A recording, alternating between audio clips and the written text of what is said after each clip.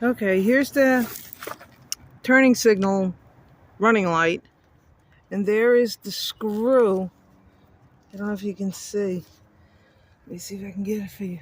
It's right underneath this, right there. You see it? Okay. I've loosened it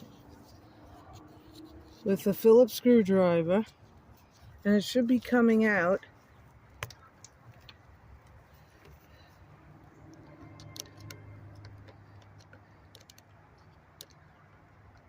It's hard to look through the camera and to do it with my left hand, which has an injury on its finger.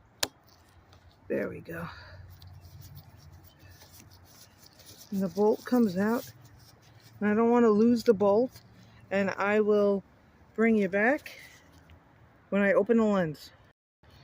Okay, we're back here. I removed the bolt, and now we're just going to open the lens.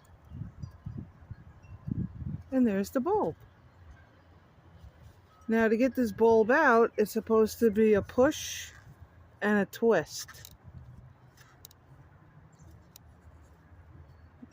I'm going to have to use my other hand to push and twist.